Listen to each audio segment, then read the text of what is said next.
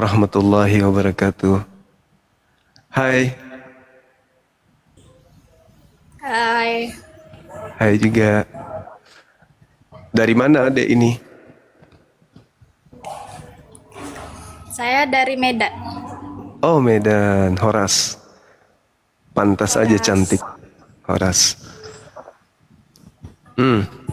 Eh, Tadi ada hal yang saya dengarkan gitu ya adek ya. Namun kalau adek ini berjuang memaksimalkan pengetahuan tentang Yesus itu Tuhan, sebenarnya bagi saya pribadi Yesus itu Tuhan bagi sekelompok manusia saja. Jadi bukan Tuhan alam semesta Yesus itu.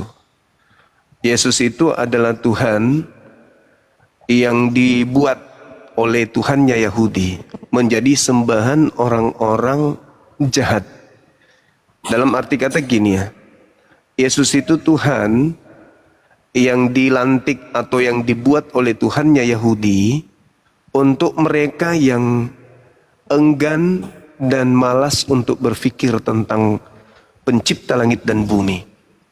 Akan tetapi menyederhanakan hidup keagamaan agar mereka itu bisa dengan mudahnya berbangga diri menjadi anak-anak Tuhan yang sudah dapat jaminan surga.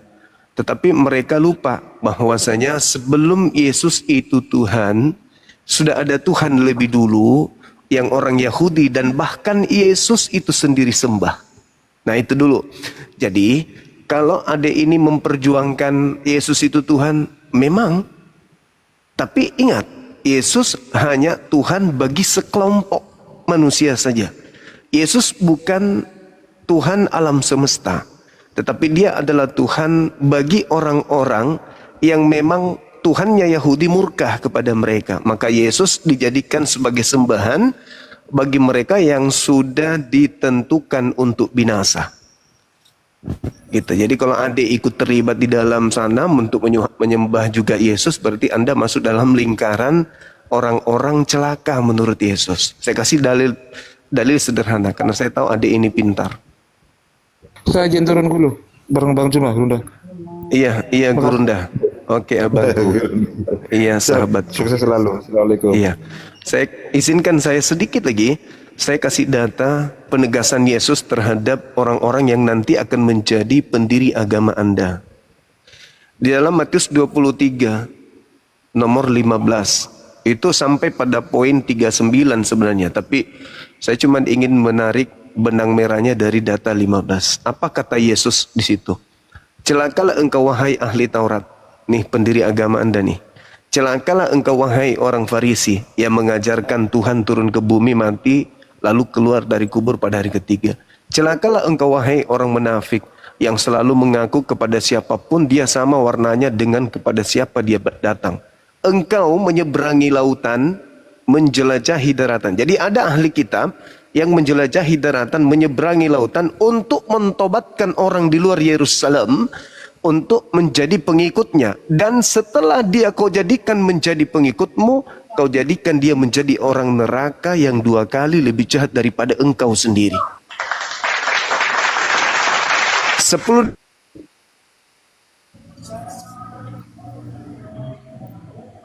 Ya macet.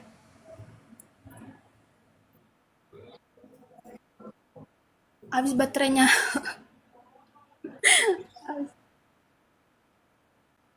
Apa nih?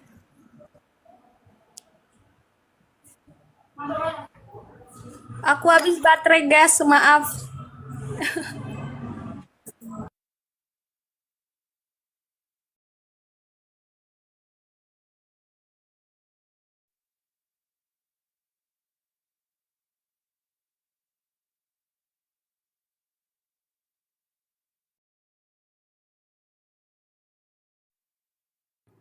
Oh sorry.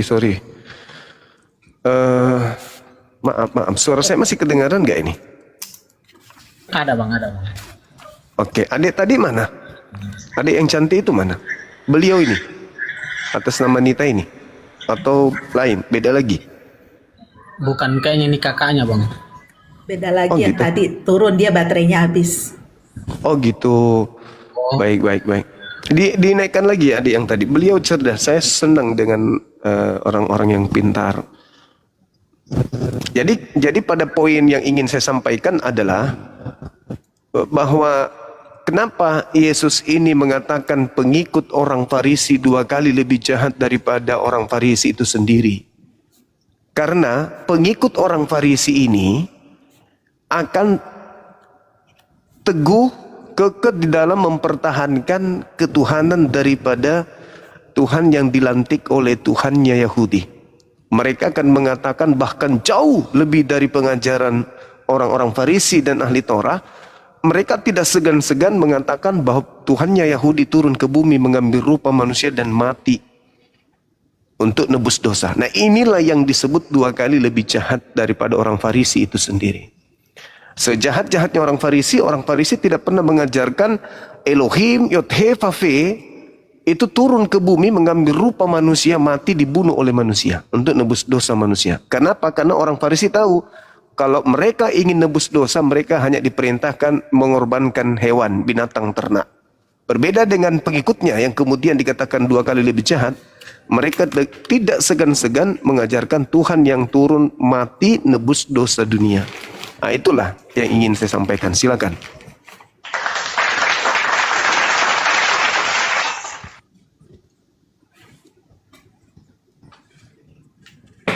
Dan nikah itu duluan. Iya. Kalau Adam ini bukan kelasnya Adam, karena Adam kan katakan Tuhan Bapa udah Ini harus pensiun. turn on kamera nih. Iya, silakan Saya. Ibu. Silakan Kalau Bu. saya. Buka kamera Saya Ibu. jawab aja. Kalau orang Farisi itu kan gini, di mata Tuhan itu terdapat 2 jenis orang di dunia ini, yaitu orang yang berusaha untuk mencapai surga dengan perbuatan baiknya, atau orang yang berusaha masuk surga dengan datang kepada Yesus. Nah, yang dikecam Yesus ini adalah orang yang jenis pertama. Orang Farisi itu adalah jenis orang yang berusaha untuk masuk surga dengan ketaatan dirinya sendiri. Mereka pikir dengan kebaikan yang ada pada diri mereka, yang sebenarnya di mata Tuhan tidak ada itu, mereka pikir mereka bisa masuk surga. Nah, karena itu Yesus katakan, kalau kamu menjadi seperti orang Farisi, kamu ikutin orang Farisi, nanti hasilnya bisa, nanti keluar ciptaannya itu muridnya 2 kali lebih jahat dari orang Farisi itu sendiri. Iya, Ibu bisa buka kamera, Ibu? Mohon izin. Harus buka kamera. Iya, di sini persyaratannya gitu, Ibu. Buka kamera untuk diskusi kita. Silakan. Bentar. Iya. Ini aja ya. Tuh. Mana ya? Adik yang tadi mungkin udah minta permintaan kali ya? Nama akunnya tadi adik itu siapa ya?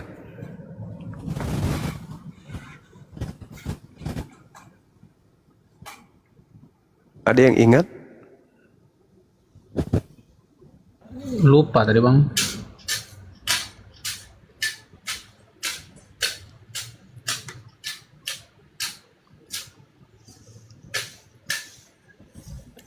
Oke. Ada yang tadi kalau masih monitor izin untuk mohon ke atas minta permintaan. Oh iya, baik.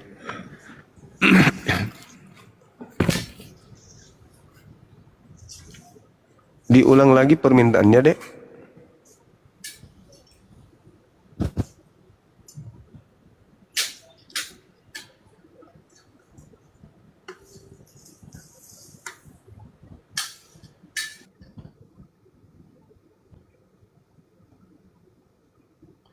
Ini ada banyak permintaan di sini. Tapi mohon supaya yang muslim untuk dibatalin boleh nggak? Dibatalin coba yang muslim biar kita bisa naikkan teman-teman kita yang non muslim.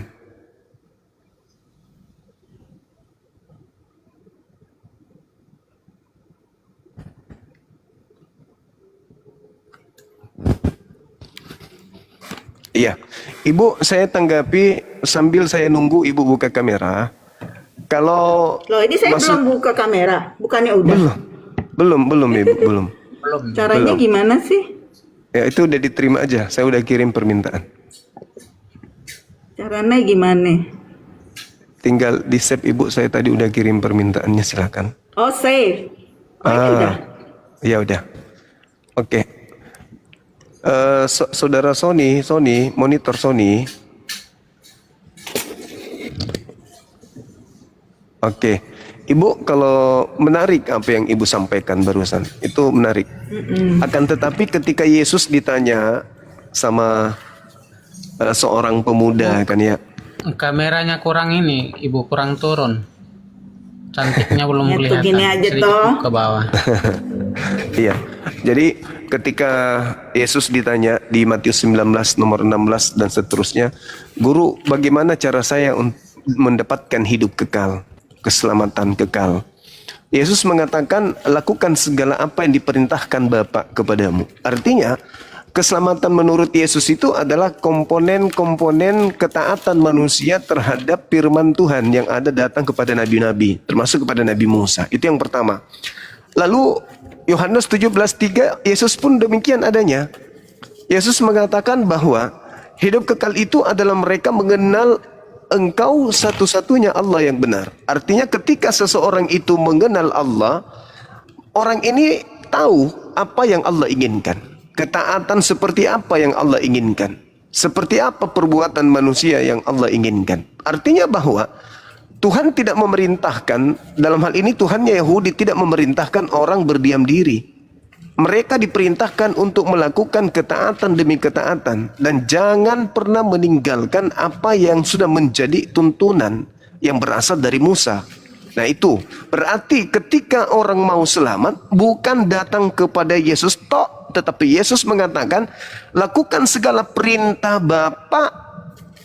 Lalu kata orang itu, aku sudah melakukan semuanya. Kalau begitu jual seluruh hartamu lalu berikan kepada si miskin. Setelah itu kamu lakukan, barulah kau boleh mengikuti aku. Barulah kau boleh datang kepadaku. Jadi tidak sesederhana yang Ibu sampaikan. Berbeda dengan pola yang diajarkan oleh orang-orang Farisi.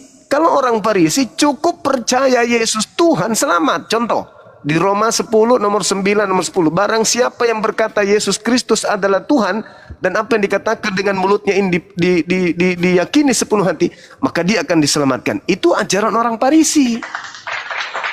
Ajaran Yesus beda. Di dalam Matius 5 nomor 20 kata Yesus apa? Jika hidup keberagamaanmu tidak lebih baik daripada hidup keagamaan ahli Taurat dan orang Farisi, kamu tidak akan masuk surga.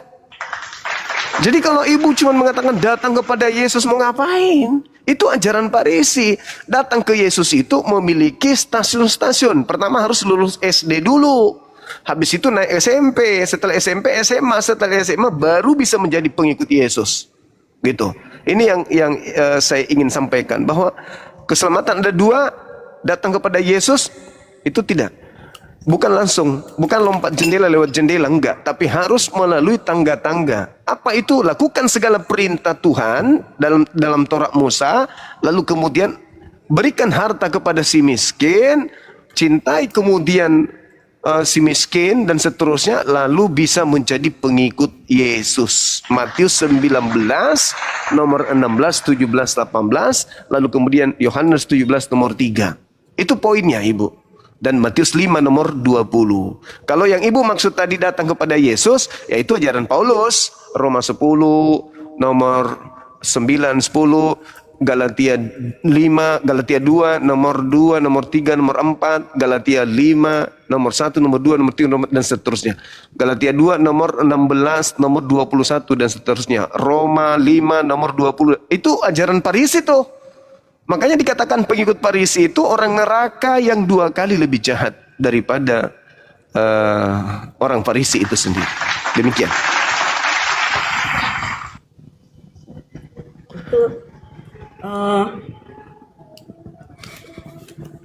Itu yang anak muda itu, Yesus menunjukkan pada, kalau dibaca ya itu akhirnya itu jelas bahwa dia tidak selamat.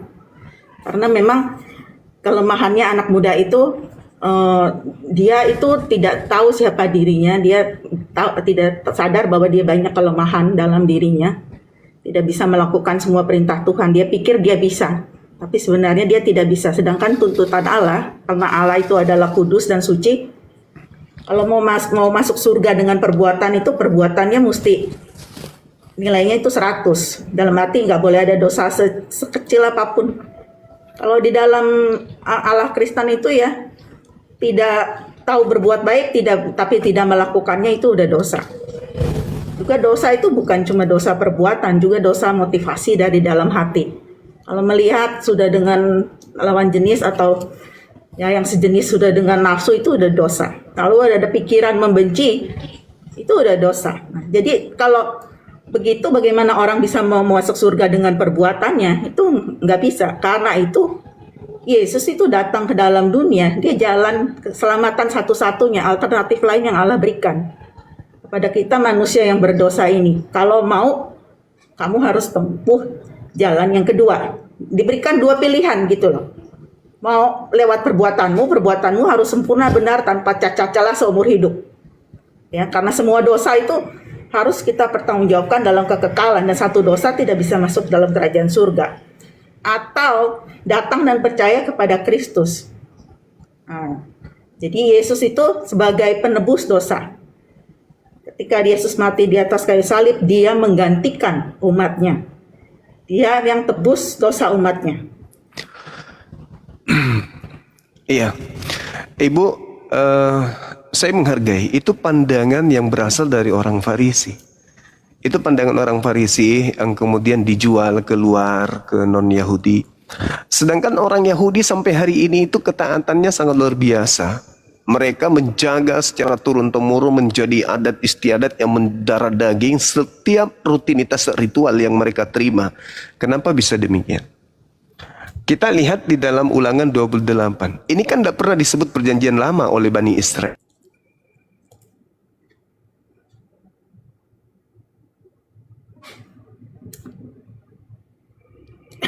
Kok stop?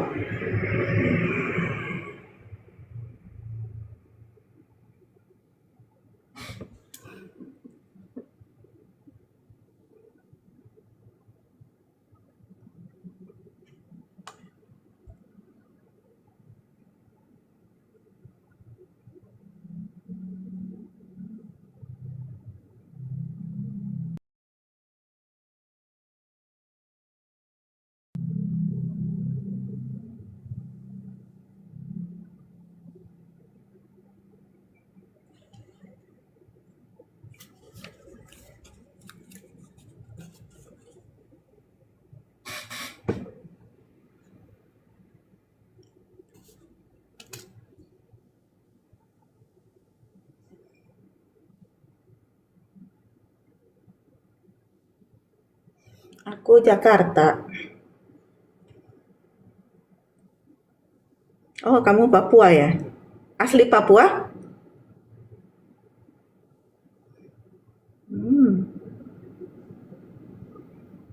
Di Papua itu terkenal nggak Yayasan Pendidikan Pelita Harapan?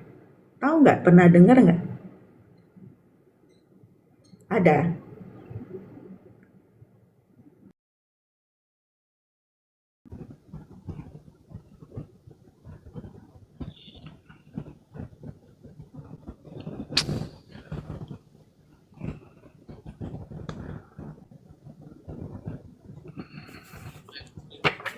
Halo, halo, suara saya kedengaran? Cek, cek. Kedengaran, lanjut.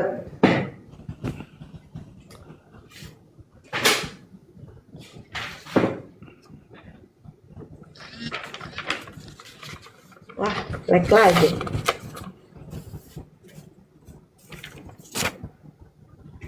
Udah bagus.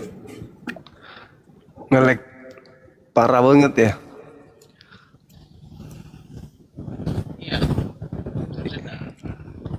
Iya, iya. Sorry. Inilah kalau di atas gunung begini nih. Sorry ya. Tunggu. Ini sambil duduk, bukannya sambil tidur. Iya, sabar Bu ya.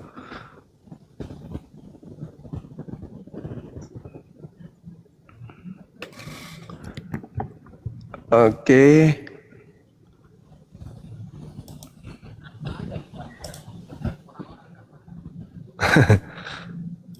Orang-orang nggak marah ya?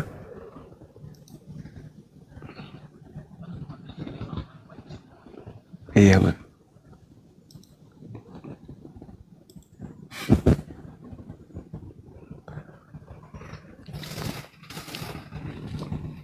Sedikit lagi ya, sabar ya.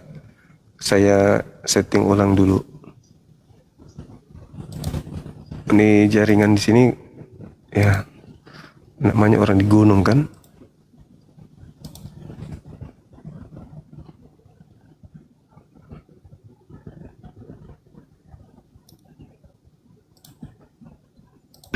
Biasanya bagus sih. Ini kenapa ini? Pakai Starlink, ada nggak ini? Selain Starlink ada nggak yang lebih bagus tuh?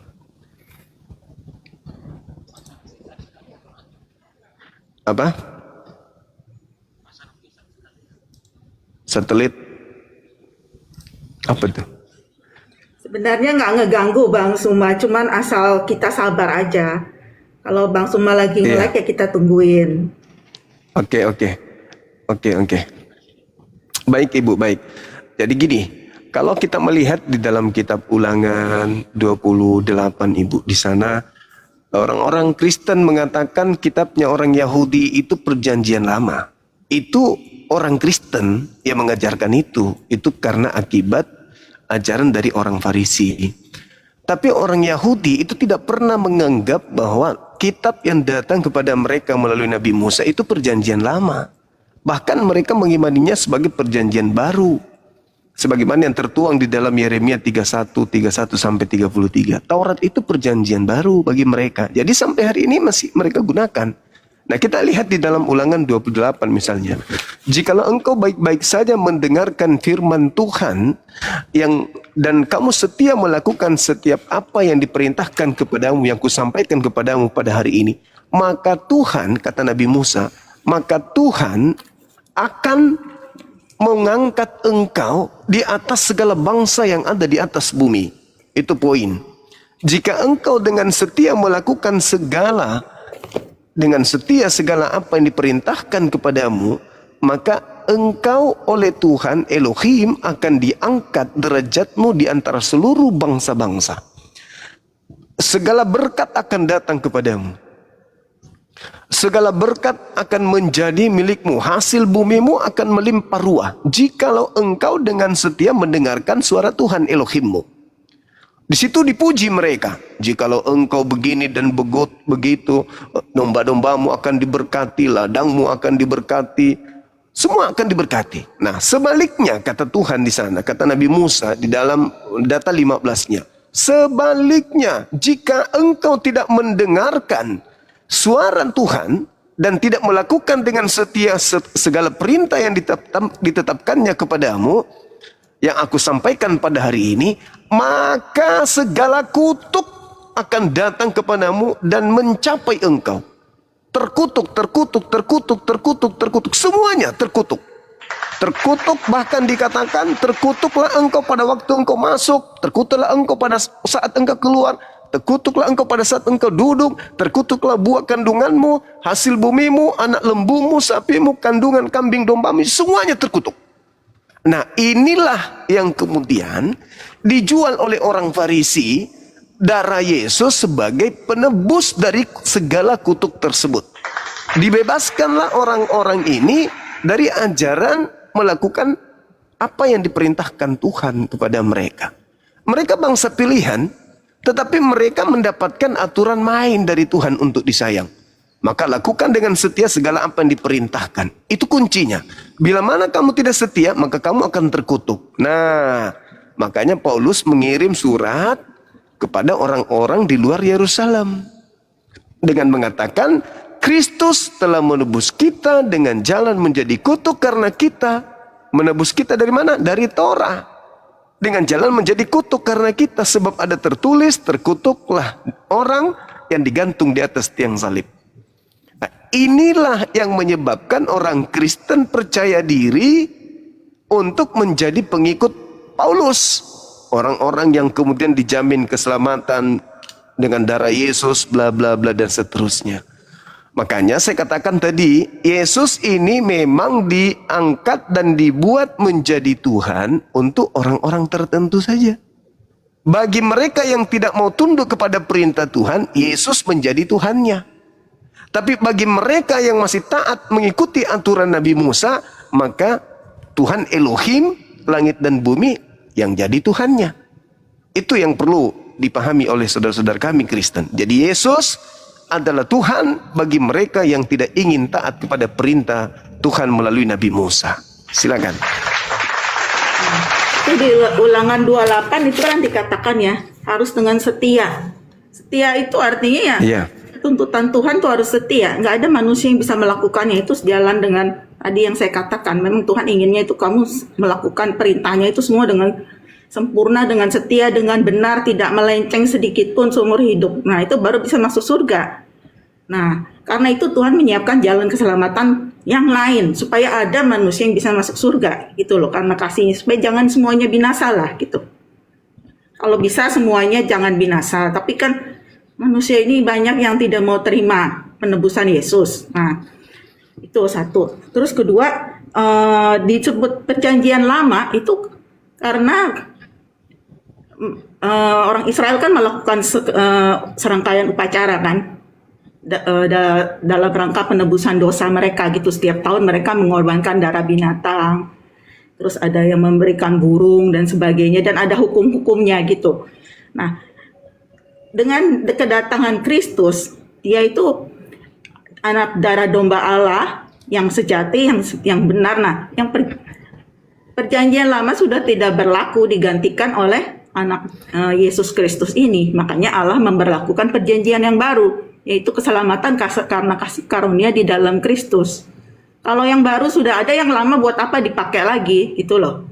Kalau ada orang Israel, orang Yahudi tidak mau terima, ya mau bilang apa, itu kan resiko mereka. Kalau mereka mempelajari kitab suci dengan benar kan, harusnya mereka percaya kepada Kristus, gitu.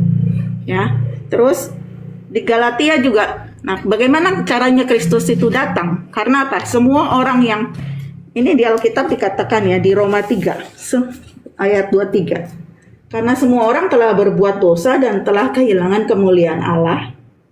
Ya, dan oleh kasih karunia telah dibenarkan dengan cuma-cuma karena penebusan dalam Kristus Yesus. Jadi semua orang perjanjian lama, perjanjian baru, orang Yunani, Yahudi, semua orang di dalam dunia sudah berbuat dosa dan akibatnya kehilangan kemuliaan Allah. Mereka itu menjadi orang-orang yang mengerikan. Dosa itu menjadi biasa buat mereka, sampai mereka tidak sadar, tidak tahu bahwa mereka itu sebenarnya udah berbuat dosa gitu loh. Sudah melekat dalam hidup sehari-hari. Nah, ayat 24, dan karena kasih karunia itu apa? Karena kasih karunia Allah saja, hanya Allah yang bisa memberikan kasih karunia. Lalu Allah membenarkan orang yang tidak benar ini, dibenarkan dengan caranya gimana? Dengan penebusan dalam Kristus Yesus. Dibenarkannya dengan cuma-cuma. Artinya apa? Yang melakukan penebusan itu Kristus. 100% penebusan dilakukan oleh Kristus. Manusianya atau orangnya yang menerimanya itu dibenarkan Allah dengan cuma-cuma, tanpa usaha dia untuk berbuat baik. Karena memang tidak bisa manusia berbuat baik untuk masuk surga ya. Ayat 25, Kristus Yesus telah ditentukan Allah menjadi jalan pendamaian karena iman dalam darahnya. Jadi ketika Kristus di atas kayu salib, dia mencurahkan darahnya, nah itu dia menggantikan umatnya. Jadi karena dosa saya itu semua ditanggung Kristus di atas kayu salib. Saya yang harusnya terkutuk menjadi kutuk, ditanggung Kristus. Dia mau menjadi kutuk, dia yang tidak terkutuk menjadi terkutuk karena dosa saya, bukan karena dosa dia sendiri gitu loh. Ya. Jadi maksudnya adalah untuk menunjukkan keadilannya pada masa ini, supaya nyata bahwa ia benar dan juga membenarkan orang-orang yang percaya kepada Kristus. Jadi artinya apa? Allah itu tidak bisa mengampuni dosa begitu saja. Karena semua dosa itu harus dipertanggungjawabkan. Kalau Allah mengampuni begitu saja itu namanya Allahnya itu tidak adil. Ya, kan adil itu kan adalah salah satu sifat Allah. Selain Dia Maha Kasih, juga Maha Adil dan Kudus. Jadi kalau ada dosa nggak bisa begitu aja dibiarkan. Harus ada yang dihukum. Harus ada yang dihukum, yang yaitu yang membuat dosa itu sendiri. Karena dosa itu sejatinya adalah pelanggaran terhadap jati diri Allah itu sendiri sebagai Sang Pencipta. Manusia itu kan memancarkan terang Allah kan sebenarnya, tapi karena dosa itu menjadi gelap. Nah, jadi ketika Allah bisa mengampuni atau mau mengampuni dosa seorang manusia, dosa orang itu harus sudah ditanggung Kristus di atas kayu salib. Jadi kalau tanpa penanggungan dosa di atas kayu salib, tidak bakal ada pengampunan dosa. Oke, Ibu, gini, ada beberapa data yang Ibu tabrak dari kitabnya Yahudi, misalnya di dalam 2 Tawarik 7 nomor 14. Di situ Tuhan mengatakan, umatku yang atas namaku disebut, kemudian berdoa dan mencari wajahku lalu berbalik dari jalan-jalannya yang jahat, maka aku akan mendengarkan dia dari langit, dari surga, dan aku akan mengampuni dosa-dosa mereka. Itu satu. Yang kedua di dalam Yeremia 31:34. Jangan lagi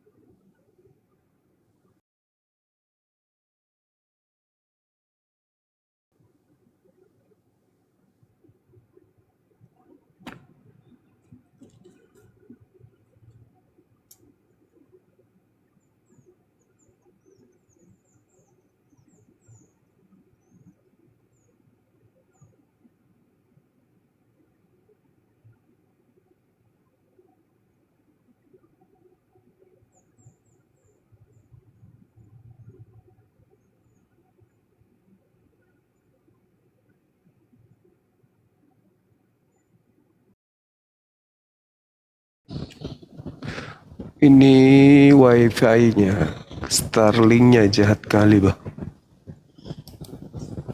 Jahat.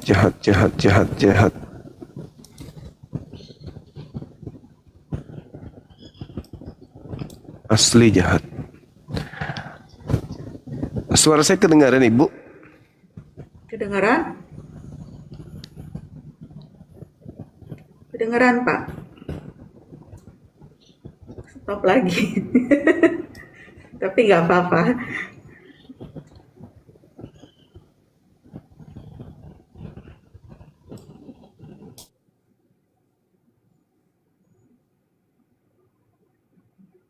Memang ada hubungannya.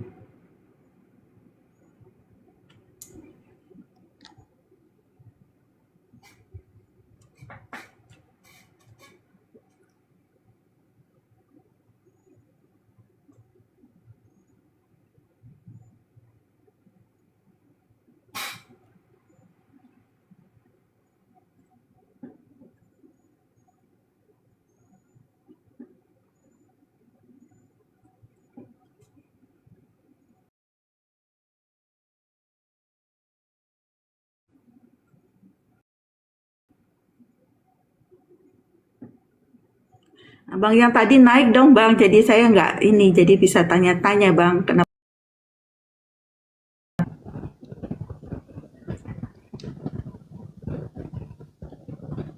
Ini jaringan saya ini kok nggak bersahabat kali ya hari ini ya. Pas ada Bu Nita lagi. Padahal tadi bagus.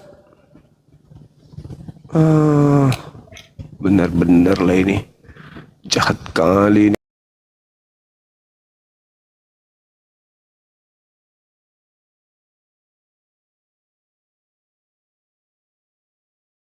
Oke, jadi kalau kita lihat di dalam kitabnya Yahudi 2 Tawarik 7:14, di situ dikatakan, jika umatku yang atas namaku kemudian mencari wajahku dan mereka kembali dari jalan-jalannya yang jahat, maka aku akan mengampuni mereka dari surga, kan gitu.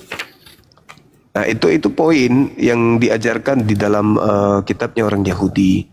Kemudian di dalam Yeremia 31 nomor 34, jangan lagi ada orang yang mengajar tentang Tuhan. Sesungguhnya baik kecil maupun besar mereka telah mengenal aku dan aku akan mengampuni dosa-dosa mereka.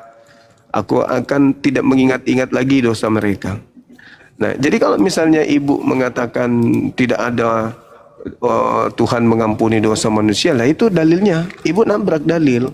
Seperti itu ibu. Bahkan Yesus juga menerangkan di dalam Matius 21 nomor 31 bahwa pesundal dan juga pemungut cukai itu lebih dulu masuk surga hanya gara-gara percaya kepada Yohanes Pembaptis, bukan karena penyaliban. Gitu ibu. Nah, saya ingin tanya ke ibu nih, biar lebih meruncing tema bahasan kita. Menurut ibu, hukum Taurat beserta segala aturan di dalamnya, aturan, konsekuensi ketika melanggar, konsekuensi ketika mentaati, itu berlaku untuk siapa hukum Taurat itu sebenarnya ibu? Ketika Tuhan mengatakan terkutuklah, terkutuklah, terkutuklah, itu ucapan-ucapan ini itu diperuntukkan untuk siapa aja? Kok sampai Kristen ikut merasa di situ, Bu? Ketika Tuhan mengatakan, tetapi jikalau engkau tidak mendengarkan suara Tuhan Elohim, tidak melakukan dengan setia segala perintah dan ketetapan yang ditetapkannya, yang kusampaikan kepadamu pada hari ini, maka segala kutuk ini akan dilimpahkan kepadamu dan akan mencapai engkau. Nah, ini sebenarnya ancaman Tuhan untuk siapa ketika melanggar Taurat ini? Apakah termasuk Kristen diancam di sini? Apakah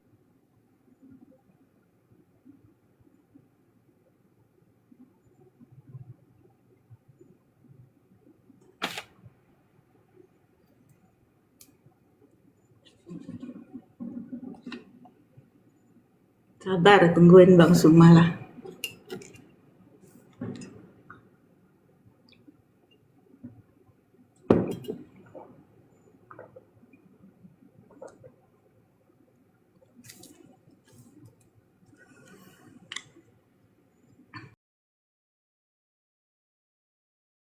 Kok nggak sakti ya dalam. Aku inginnya ini lancar sih. Karena memang aku mau menyampaikan firman Tuhan. Ya apa boleh buat terputus-putus.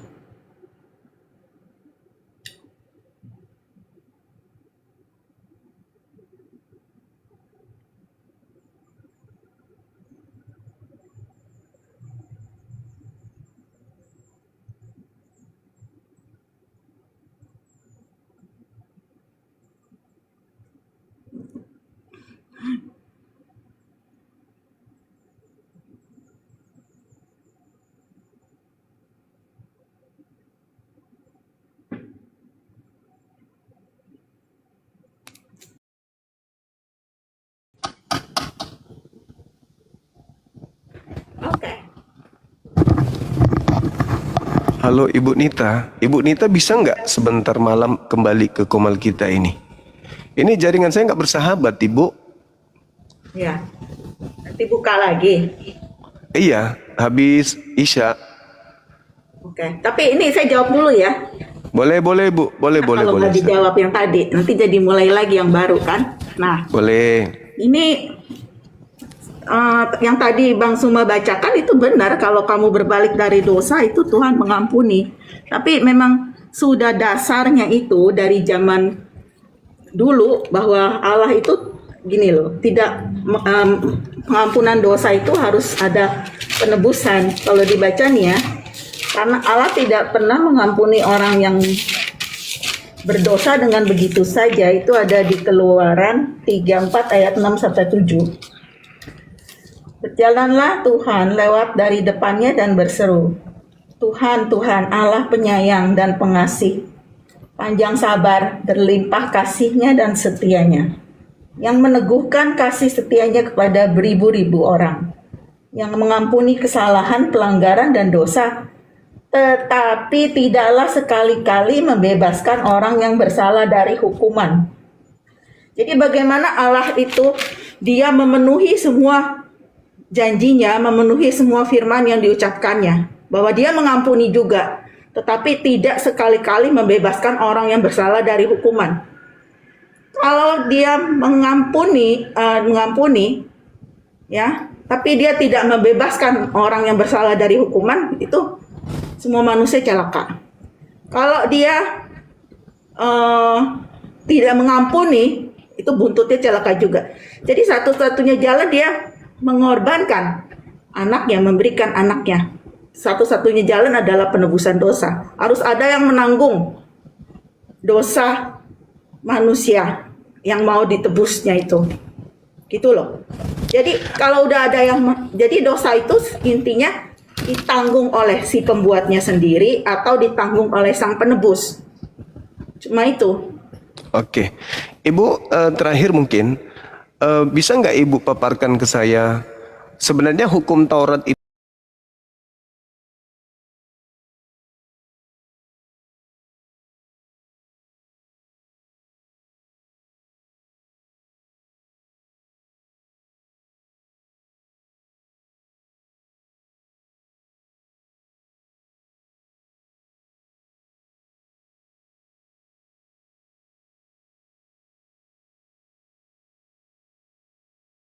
untuk orang-orang tertentu, tak ada hubungannya sebenarnya dengan Torah dan seterusnya. Kenapa? Karena saya belum pernah menemukan data di dalam kitabnya orang Yahudi kalau hukum Tuhan yang datang, ancaman-ancaman Tuhan yang datang melalui hukum Taurat itu diperuntukkan untuk bangsa asing atau bangsa luar. Itu nggak ada aku temukan. Jadi kalau misalnya saudara kami Kristen sibuk mengambil data-data, ini dosa kita begini, dosa kita begini, lah apa hubungannya ya? Kecuali Ibu bisa menunjukkan ke saya bahwa memang hukum Taurat itu diperuntukkan untuk orang di luar, misalnya orang Roma harus taat ke Taurat, orang Yunani, Afrika, orang Cina, orang Jepang, orang Papua Nugini. Apa memang hukum Taurat itu untuk bangsa-bangsa lain di luar bangsa Israel sampai harus kayak mana kali gitu, seakan-akan mereka merasa gitu. Silakan Ibu, mungkin ada data yang ingin disajikan ke kita, silakan. Oke, ini kan di Roma dikatakan ya, semua Allah itu murka kepada kefasikan manusia. Kefasikan manusia itu artinya manusia itu tidak mengakui Allah, tidak mengakui ciptaan Allah itu adalah sang pencipta, tidak mau karena menindas kebenaran dengan kelaliman. Karena apa yang dapat mereka ketahui tentang Allah nyata bagi mereka. Ya, karena itu semua manusia itu kena hukuman oleh Allah. Berarti semua. Nah, tetapi karena kasih karunia Allah, itu Allah memberikan hukum Taurat kepada umat Israel itu pertama. Karena itu memang Israel itu harus kena hukum Taurat lebih dahulu, ya. Tuntutannya harus melakukan terus dengan hukum benar. yang untuk orang Roma, orang kalau Yunani, orang di luar, dari Tuhan ini, ya, apakah Taurat juga ada di dalam rangkaian atau komponen yang muncul berupa aturan syariat di dalam Torah ini? Itu memang diperuntukkan untuk orang Roma Yunani juga, orang Afrika Selatan, Afrika Utara, orang Amerika, orang Belanda. Memang hukum Taurat itu untuk mereka juga, Ibu. Gini, ini kan kalau dibaca di Roma 2 ya, ayat 6 kan, Allah akan membalas setiap orang menurut perbuatannya. Ini adalah dasar daripada penghakiman, ya. dasar penghakiman. Kalau dasar keselamatan itu menurut iman kepada Kristus. Nah, ayat 7, lalu hidup kekal kepada mereka yang dengan tekun berbuat baik, mencari kemuliaan, kehormatan, dan ketidakbinasaan, tapi murka dan geram pada mereka yang mencari kepentingan diri sendiri, tidak taat kepada kebenaran. Jadi itu dasar penghakiman nanti. Nah, lalu ayat 11 katakan Allah tidak memandang bulu. Ayat 12, Allah tidak memandang bulu dalam arti dia tidak melihat bahwa kalau kamu orang Israel, orang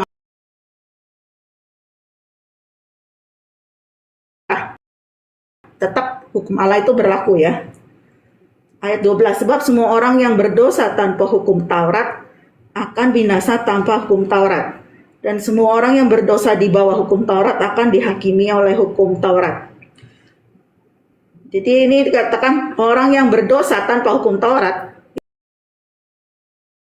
binasa walaupun tanpa hukum Taurat. Dan semua orang yang berdosa di bawah hukum Taurat, jadi orang Israel, orang Kristen akan dihakimi oleh hukum Taurat.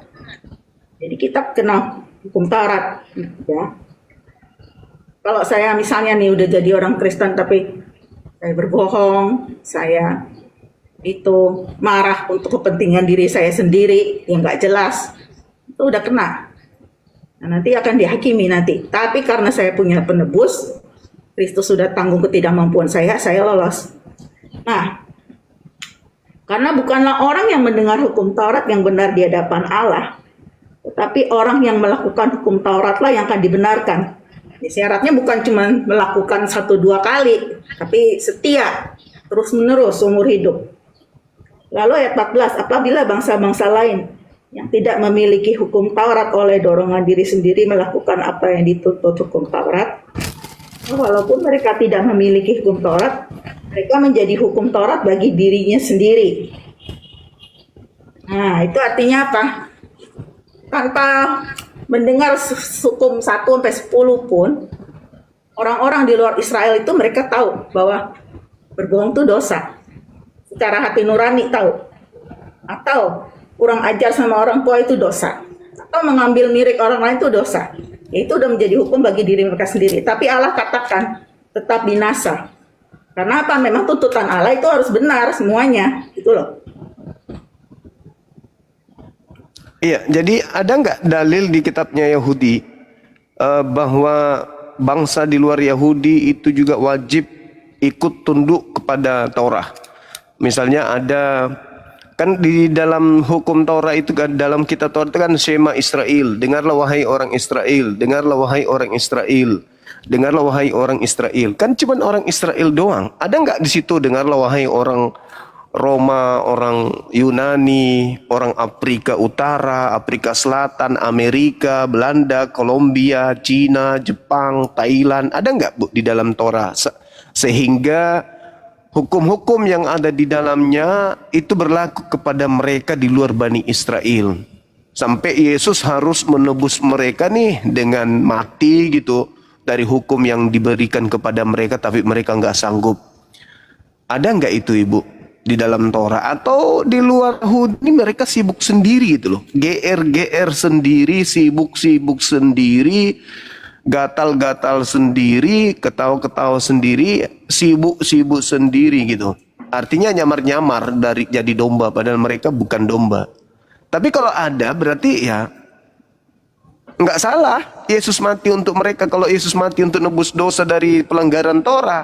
Tapi kalau ternyata nggak ada, lalu gimana ceritanya? Ini sibuk sendiri berarti Ibu. Kalau kami kan Al-Quran itu diwahyukan untuk seluruh umat manusia. Nah kami manusia.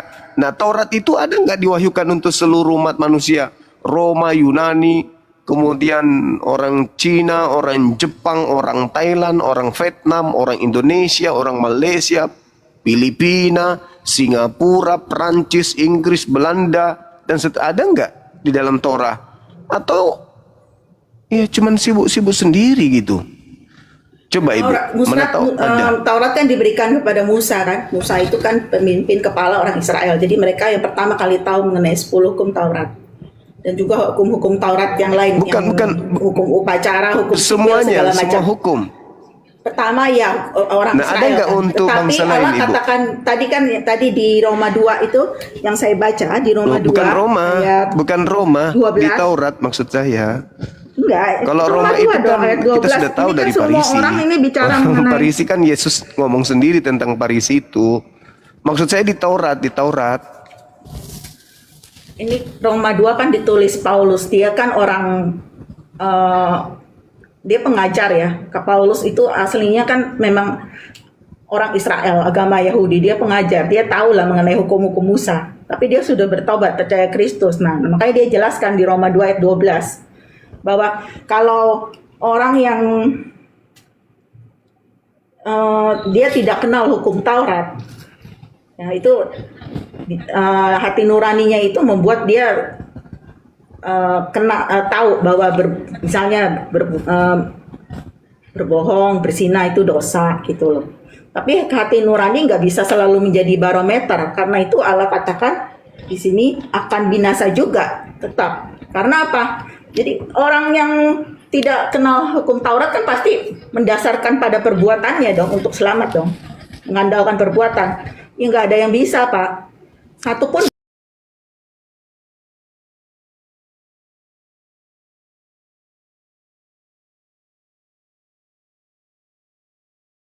di luar, mau orang Yunani, mau orang atau orang Yahudi, mau orang Israel atau orang Cina, orang Jepang, orang segala macam-macam. Di mana semua itu kena. di mana di Taurat? Di mana di Taurat dikatakan itu, Ibu?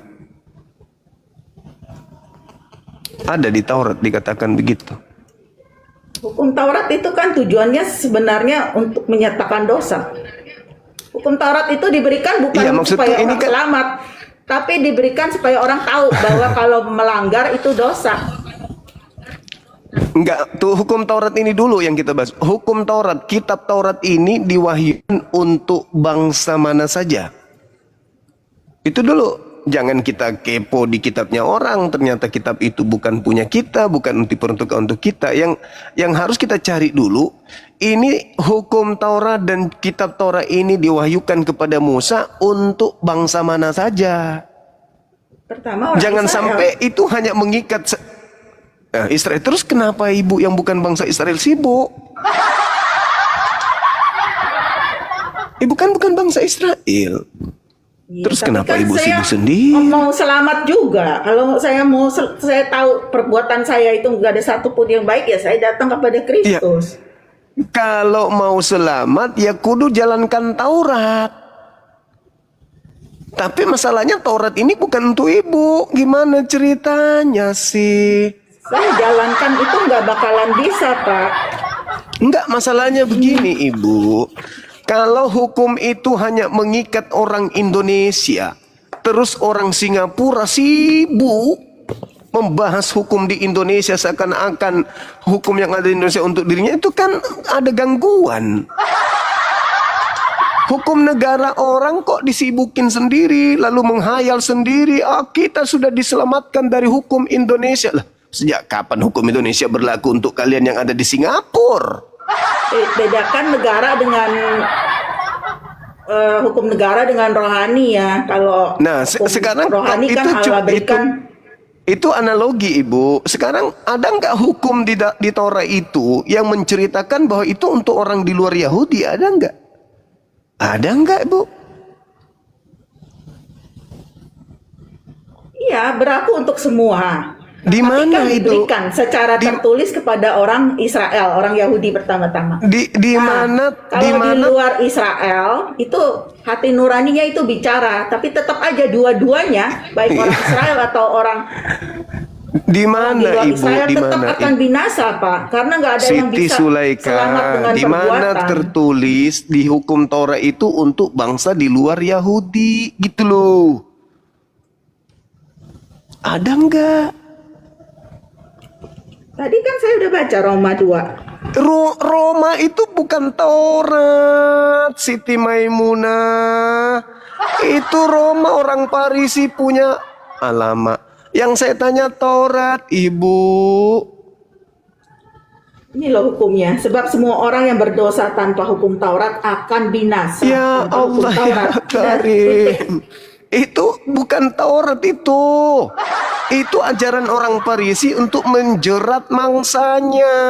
Yang saya tanya Taurat, ada nggak Taurat itu untuk bangsa di luar Yahudi gitu loh. Sehingga ketika orang di luar Yahudi melanggar Taurat, Yesus turun jadi tumbal untuk menghapus dosa-dosa para pelanggar Taurat ini. Emang ada gitu? Kalau orang di Di luar Taurat itu bahwa Yahudi, ini untuk diperlakukan semua bangsa. orang di luar Yahudi nggak tidak kenal Taurat Taurat, untuk di luar Yahudi? ya tetap masalahnya gini, hukum Taurat itu tidak menyelamatkan, tidak bisa menyelamatkan. Jadi mau pakai hukum Taurat atau tidak pakai itu tetap binasa. Kata siapa? Lo Yesus mengatakan Matius 5 nomor 19. Barang siapa yang melakukan segala perintah yang ada dalam Taurat, maka dia akan menempati tempat tertinggi dalam kerajaan surga. Ibu ini pengikut Farisi sehingga lupa Yesus mengajarkan Taurat. Yesus itu guru Taurat, bukan guru Roma. Ini Gitu. salah baca kali ya. Matius 5 ayat 19 Coba. bunyinya. Siapa yang Silakan. meniadakan salah satu perintah hukum Taurat sekalipun yang paling kecil. Artinya nggak boleh terus? meniadakan. Misalnya itu perintah jangan bisa, membuat itu patung tahu. dan sujud menyembahnya itu kan ditiadakan, itu nggak boleh. Nah, kalau terus? ditiadakan dan mengajarkannya demikian kepada orang lain, gitu loh. Maka? Bahkan kalau ditiadakan Baca itu terus, sudah Bu. dosa besar ya. Terus Misalnya, sebaliknya, dia akan barang menduduki siapa tempat yang paling tapi terendah, siapa yang melakukan dan terhina. mengajarkan segala Sebaliknya, perintah-perintah itu, ia akan menduduki tempat yang tinggi dalam kerajaan surga. Ya, itu Yesus misalnya- katakan barang siapa yang melakukan hukum Taurat, maka dia akan menempati tempat tertinggi. Kenapa ibu bilang tak ada keselamatan? Gitu ibu. Jadi intinya hukum Taurat itu bukan untuk ibu. Itu hanya untuk Bani Israel. Jadi Yesus mati nebus hukum Taurat untuk ibu itu hoaks. Ada hubungannya sama ibu, gitu loh ibu. Itu ajaran Farisi tuh. Sangat berhubungan, Pak. Karena dengan kematian Kristus lalu saya percaya, saya minta ampun kepada dia, saya minta Tuhan ampuni dosa saya, lalu saya ikut dia. Itu saya jadi Dosa tahu apa? Firman Tuhan, 10 perintah hukum Taurat. Saya jadi Sejak tahu. kapan? Oh, Sejak kapan hukum 10 sejak itu untuk pertobatan ibu? saya belajar 10 hukum Taurat. Sejak Kalau saya kapan? langgar, misalnya Sejak hukum kapan? pertama itu isinya apa? Lalu apa Ya yang sejak harus- kapan? Sejak kapan hukum itu berlaku untuk ibu? Sejak saya Kapan? bertobat. Karena saya Bertobat gimana? sekarang Emang saya sejak kapan? melakukannya bukan untuk selamat, untuk Bukan, maksud saya menyatakan sejak terima kasih kapan? kepada Tuhan. Sejak kapan hukum Taurat itu berlaku untuk ibu? Sebenarnya di mata Tuhan berlaku sejak saya Di mata waktu Tuhan. saya Oh, lahir ibu yang tahu. berlaku hukum Ibu- hati nurani ibu- ya. ibu- Tapi ibu sejak tahu saya dari menjadi mana? orang Kristen, ya saya Ibu tahu melakukan dari hukum mana? Taurat. Ibu tahu Bukan dari untuk mana di mata selamat. Tuhan gitu loh. Di mana ibu dapatkan informasi di mata Tuhan gitu-gitu. Sementara di Taurat itu nggak ada. Ibu kok lebih hebat dari Tuhan? Tuhan aja nggak pernah berfirman seperti itu. Tapi ibu di mata Tuhan loh. Kok ibu lebih tahu dari Tuhan? Di mana Tuhan mengatakan itu? Inilah akibat kalau percaya kepada Banyak Farisi. firman-Nya. 2 kali lebih jahat daripada orang Farisi. Ngarang cerita, nggak ada dalil, sibuk sendiri, bawa-bawa Torah, padahal nggak ada hubungannya. Taurat itu kitabnya orang Yahudi, diambil oleh orang Farisi, diterjemahkan dalam Septuaginta, dibagi-bagikan ke bangsa Roma Yunani. Farisi itu Yahudi, Farisi itu bagian dari Yahudi. Itu pintar, berarti tergenapi sudah bahwa yang mengajarkan Kristen Sampai itu sekarang ahli Torah. orang Yahudi itu percaya mereka selamat kalau mereka itu melakukan hukum Taurat. Memang begitu. Itu fakta real. Yesus juga Jadi mereka mengajarkan ambil itu. jalan yang pertama, Pak. Jadi mereka ambil jalan yang pertama. Makanya terus orang Yahudi itu mereka terus itu jalan- sangat berusaha gini ya. Mereka berusaha sekuat tenaga itu melakukan Ya, segala itulah macam. yang betul. Mereka, Sedangkan ya, sedangkan yang menjanjikan keselamatan kepada Kristen ini siapa? sedangkan gini, ya, Paulus kan? gini loh. Kalau dosa itu bukan cuma perbuatan aja. Di Roma 2 nih ya, dikatakan apa? Oh, Sebentar ya, saya cari. Di kitab Roma itu dikatakan apa ya? Orang yang bagaimana? Ayat 28. Sebentar nih saya cek. Sebentar. Roma 1. Nah ini. Nih, kita ini semua manusia seperti ini ya. Kita punya iya itu. pertama ini pikiran yang terkutuk. Pikiran Ibu terkutuk apa? Ibu Memikirkan mengajarkan apa yang ajaran tidak Farisi pantas. mana lah bisa masuk. Kak, Orang Yesus waktu saya mengajarkan Ibu, belum tahu firman Tuhan, saya pikir dosa itu sepele Paulus aja. jadi simpel Tuhan aja. lagi. Kok jadi Paulus jadi Tuhan Ibu juga nih? Yesus itu Ibu mengajarkan kaumnya Bani Israel agar menghindari Farisi.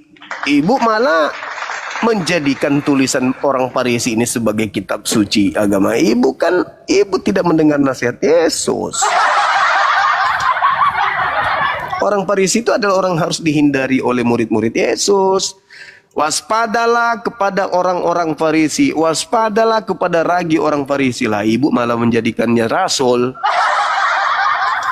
Mana nih, Bu? Paulus kan sudah bertobat, dia sudah bukan orang Farisi lagi. Oke, Dia Ibu, udah mungkin lepas itu jabatan Farisinya. alamak. Kan dia harus nyamar domba kan? Tadinya serigala, dia harus nyamar domba. Jadi dia harus berpura-pura tampil seperti murid Yesus kan gitu. Nah, ini masalahnya itu di situ. Ketika dia mengatakan Torah ini dibebaskan kutukannya dari kita dengan Yesus menjadi kutuk. Nah, itu mulai dari situ tuh. Siapa yang mengutuk Yesus?